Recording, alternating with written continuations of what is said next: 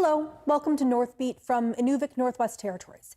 We've been broadcasting live from the community all week, and we chose this week because the town is gearing up for a special event this weekend, the Inuvik Sunrise Festival. Tonight, we'll hear about how the festival started and what people can look forward to. But first, the news.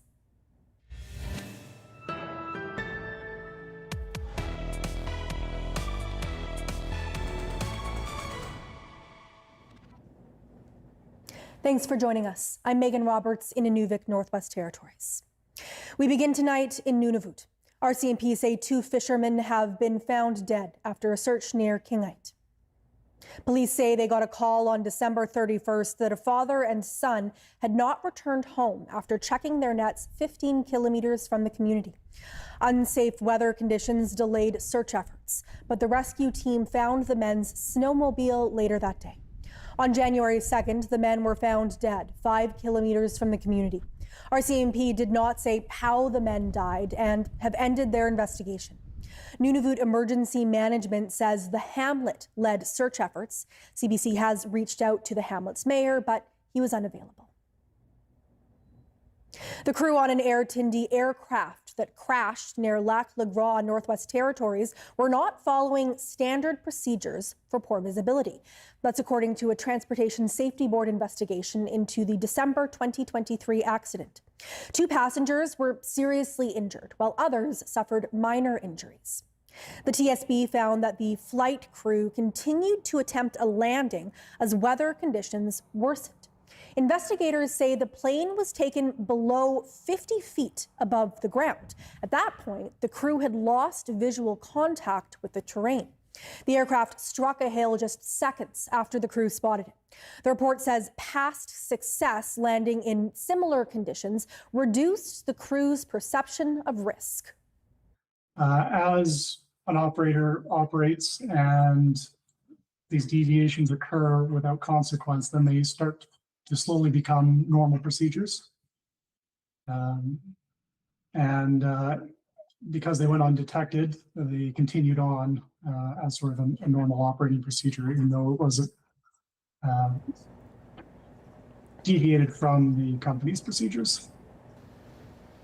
Air Tindy President Chris Reynolds says they've developed several new procedures since the crash, including a ground dispatcher who will help the crew make navigation decisions in serious weather conditions. Yukon Energy says Yukoners prevented blackouts last month by using less electricity during prolonged extreme cold weather. The utility held a briefing on Wednesday alongside ATCO Electric Yukon, the Emergency Measures Organization, and the City of Whitehorse. Officials say they had to enact an emergency plan when temperatures hit -40 degrees and lower across the territory. The plan included several steps to keep the power on. The utility says its last resort would have been rotating outages. So we called on major mines to turn on their generators and disconnect from the grid. We called on ATCO to turn on their community diesel generators, and we sent out some social media posts. We called on the mine remediation sites, and they turned on their generators and disconnected. We put out more social media posts, and we started the process of engaging with EMO, but then we got the facility back online and didn't have to actually carry out the steps of stage 4 of the mutual aid, where EMO engages with other facilities. Throughout the remainder of the cold period, we engaged mutual aid supports as needed. It was mainly just steps 1 and 2, which is the major mines and ATCO. The territory's electricity demand hit a record peak of 127 megawatts on December 3rd. Yukon Energy's grid can produce around 140 megawatts in ideal conditions. The utility says it was running at 74% of its capacity on Wednesday. Now, that deep freeze last month prevented many wood cutters in the territory from working. So right now, demand for firewood in the Yukon is high, but some residents are having a hard time finding it.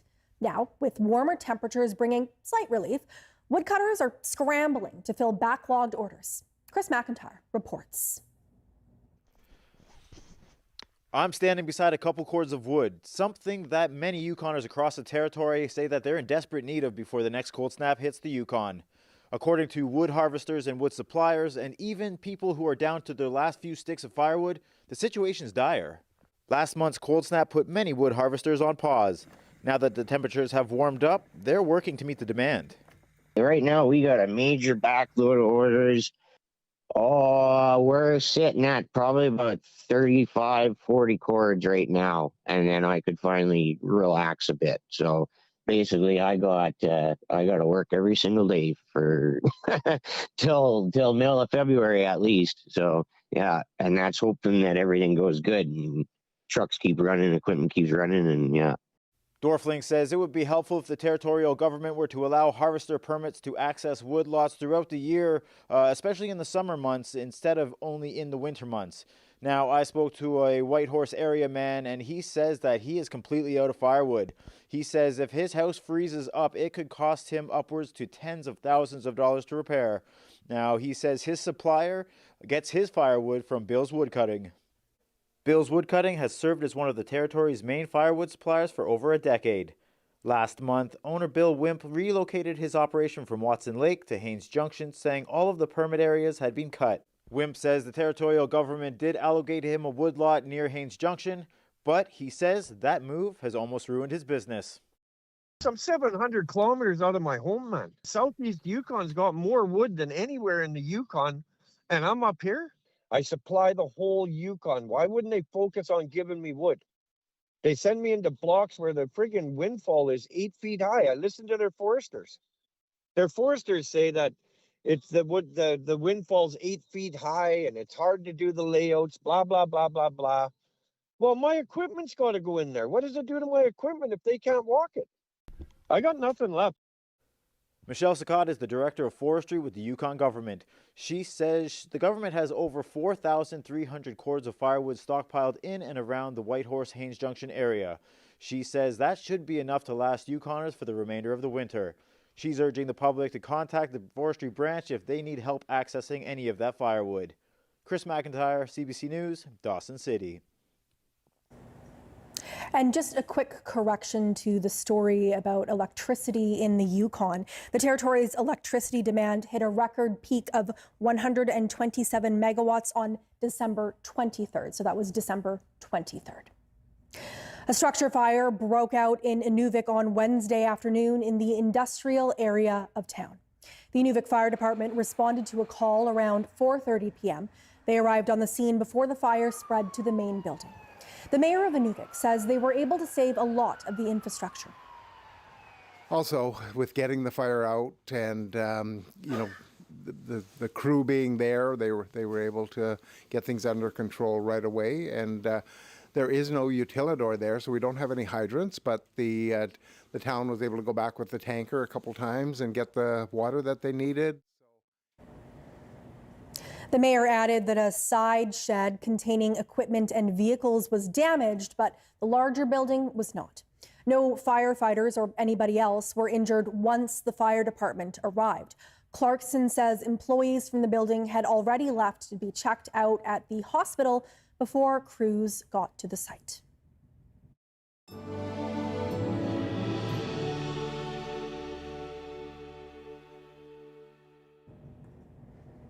A new study finds that government-funded Indigenous-led conservation efforts in Canada are working. They're having a sustained impact in the fight against climate change. Tamara Merritt reports. The report examines Indigenous guardian programs and Indigenous protected and conserved lands in Canada. It shows that government-funded, Indigenous-led conservation projects performs better in limiting carbon emissions compared to provincial and federal protected areas. It also said when it comes to maintaining biodiversity, these initiatives do just as well in comparison. But an author of the report says when these initiatives receive government funding, it's not just the environment that's impacted. So what we found is that they bring this holistic perspective. Like they bring Indigenous holistic world views into practice. And so we are seeing that Indigenous peoples are using these programs as a way to connect youth and elders, to connect Indigenous knowledge and Western knowledge. They're using these initiatives as a way to connect their communities. Yet Indigenous-led conservation also faces specific challenges. A key issue highlighted by the report and experts working in the field is questions around jurisdiction. The biggest challenge in Canada is jurisdiction. As I indicated, there's over 200 Indigenous protected conserved cleared across the country. Provincial and territorial governments are not recognizing them, and that's the biggest challenge. Moving forward, Alejo says caribou harvest in Pond Inlet, Nunivoot is closed for the 2025-26 season. Nunivoot's Department of Environment says the total allowable harvest for the region, 46 caribou, has been reached. It says any additional harvesting without allocation in Pond Inlet will be in violation of the Nunivoot Wildlife Act.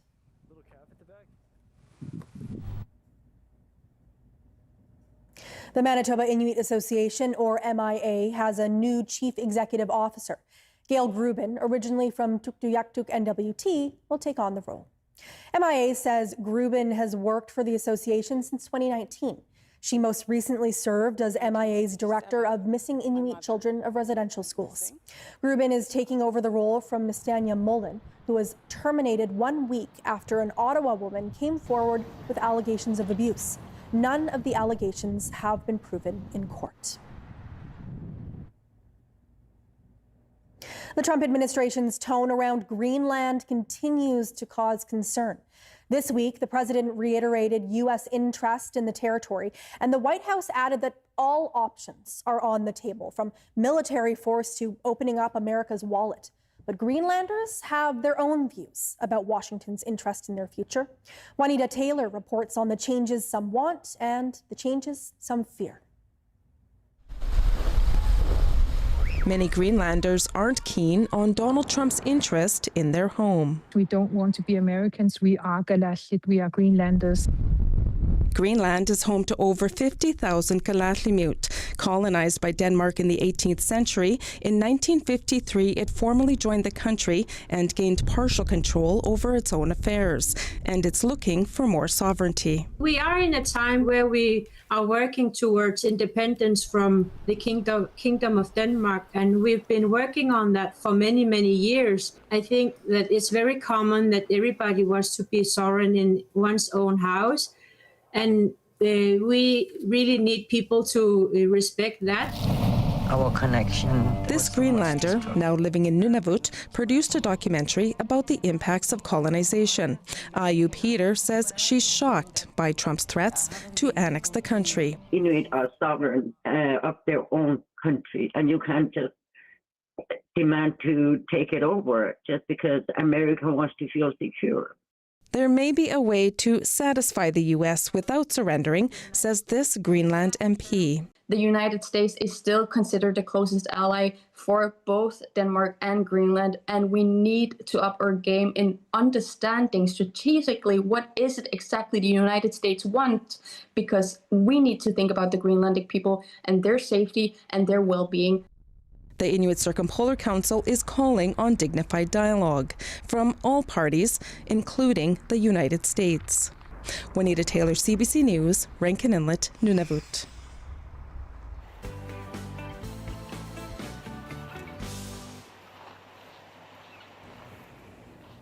After a long period of polar night, the sun is finally peeking back up over the horizon in Inuvik. That signals more light, longer days, and warmth to come eventually. It also means the annual Inuvik Sunrise Festival is around the corner. Earlier, I spoke with the town of Inuvik's event coordinator to learn more about the festival and get a preview of this weekend's activities. So, Amanda, we are here to celebrate the Inuvik Sunrise Festival, which is very exciting. Can you start by telling me just a little bit about the history of the festival, how it got started, and what it's like now? Well, I'm so happy to welcome you, Megan, to our beautiful town of Inuvik. The festival has been going on over 25 years, and the whole community looks forward to it. It got started less formally as it is now. Now we have regular events that we're so happy to rerun every year because they're so popular and fun.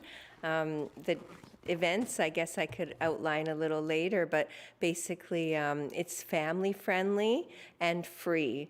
Our wonderful sponsors have made sure that all events and attractions at the festival are free for everyone to attend.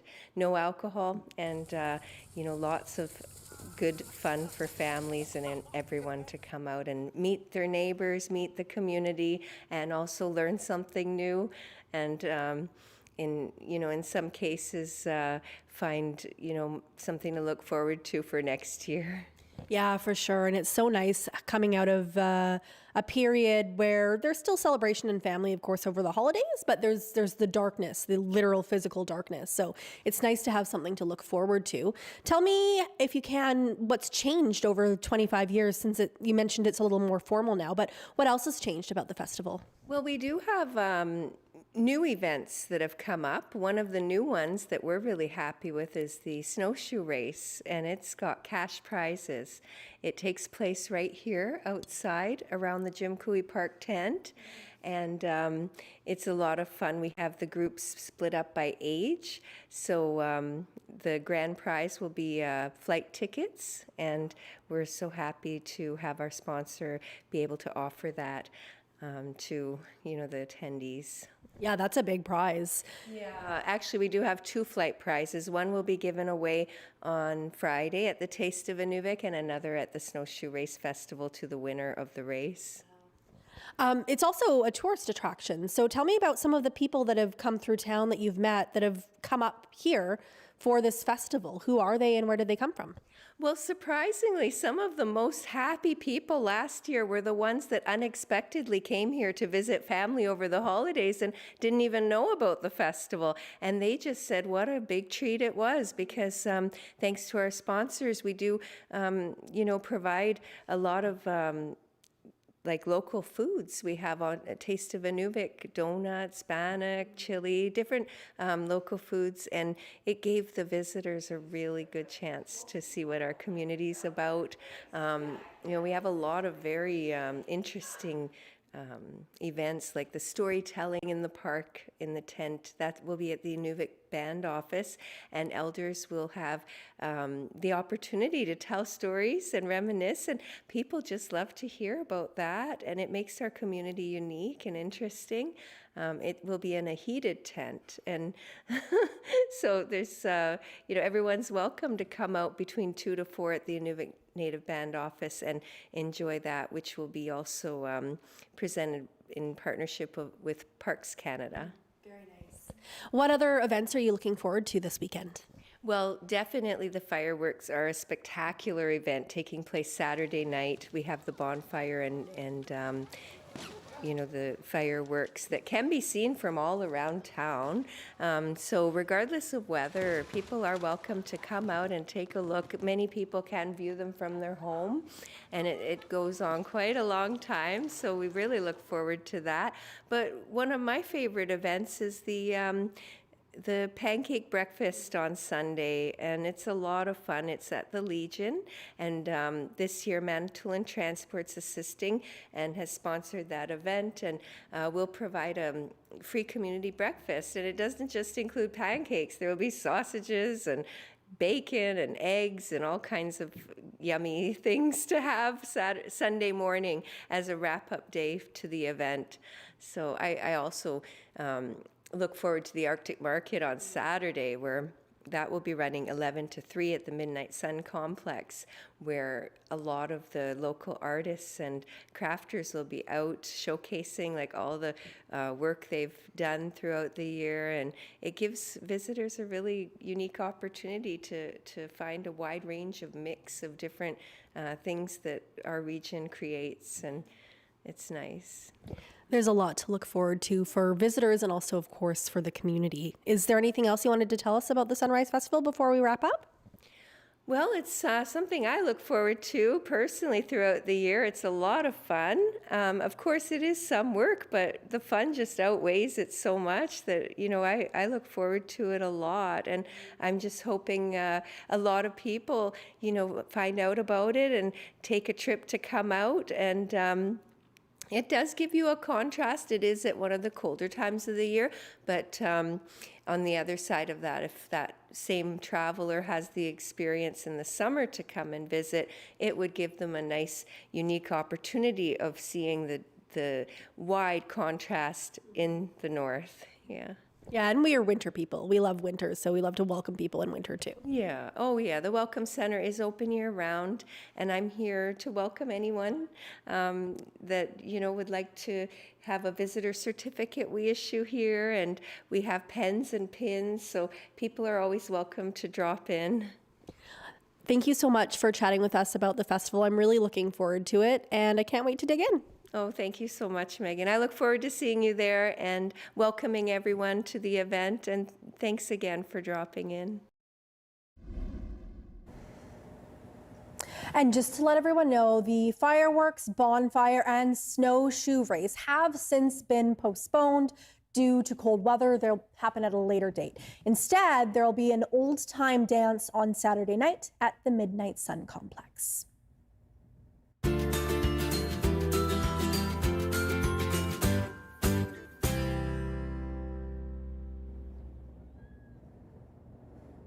Whitehorse has about a dozen watering holes, but there's one bartender that's carved a niche for himself that sets him apart from others when it comes to slinging drinks. The CBC's Gordon Lovering brings us the story of the Yukon's Spirit Master.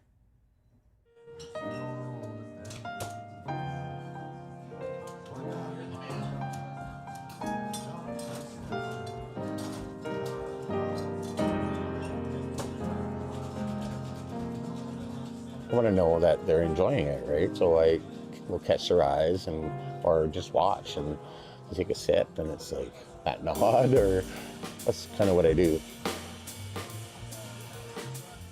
There's nothing better than making people happy and doing things that I know I'm good at and that people enjoy.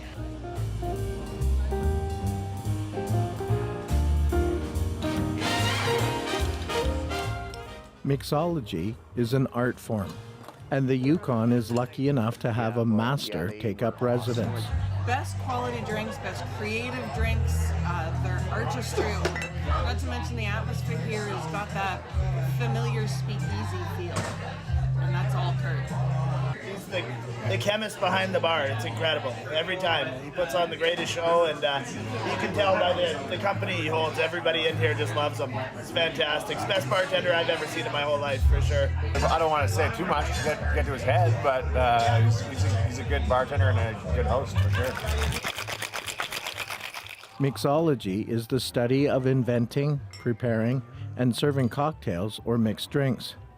Like a painter, choosing the right colors and brush strokes to create a beautiful picture. I just got it, and I guess I need to get with the times because people are using like ChatGPT nowadays, which I don't. I Google stuff and like what pairs with this, and I make it, and it's good, and I'm happy with that. In Whitehorse, Kurt Butler has carved out a name for himself as one of the best spirit masters in the Yukon. But he doesn't sit on the rave reviews. He's always trying to improve his craft. Oleosaccharine, so a cup of sugar, and that's basically all you do. Zest these in there. And then within a couple hours, it starts to sludge up. So the sugar takes the oils out of the peel, and I'll put it into like a pot with the same amount of water that I put in for sugar, bring it to a boil, and then I will strain it, and that becomes I call it citrus syrup for nobody puts baby in a corner. I'll get the road dog. Road dog? Sounds good. His drinks also appeal to the ladies. And no wonder, because who doesn't love strawberries? Yeah. So bring that to a boil and then blend it and have at her. Cocktail time.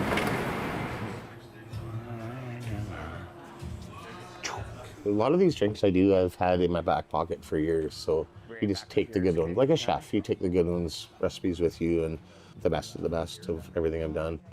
Thank you. No problem. Yeah, because that was... Oh, why, thank you. The ambience Kurt creates with his drinks and customer service has caught on within high-powered circles. A private function serving Canada's Western premiers after a meeting in Whitehorse stands out for him. All in all, it was awesome. Like, I wouldn't... It was like the best time ever. But it was kind of weird, like, to know when to interject and not to interfere, because they're bad-mouthing Trudeau or whatever. But, you know, it was awesome. I loved it. Yeah. So where does Kurt go from being arguably the best spirit master in the Yukon? I don't like that at all. I just do what I do. Love what I do, and I guess it shows, and that's all that matters to me.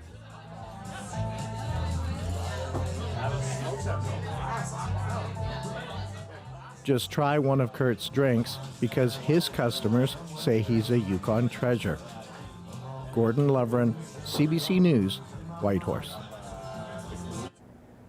The Inuit Broadcasting Corporation is launching a new media and film training program. Inuit youth will get the chance to learn from experienced creators. The first half of the program will take place in Ottawa at Nunivoot Post-Secondary School, which is partnering with IBC. Anshul Sharma has that story. For 20 aspiring young filmmakers, this will soon be home, at least temporarily. Nunivoot will be the training ground for Tigulavoot, IBC's new storytelling program. Participants will spend 6 weeks in a classroom learning the technical skills of filmmaking and TV production. They'll also get an equipment package including a camera, lighting, and sound kit, and accommodations at the school's residence.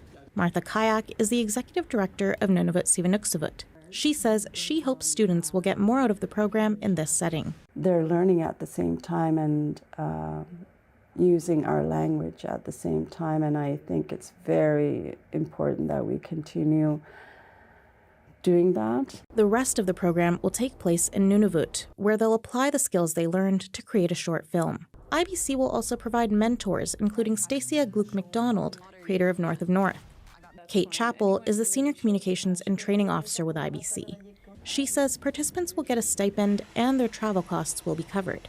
IBC is Inuit TV by Inuit for Inuit, so we want to continue that. The program will be open to Inuit youth aged between 18 and 30 years old.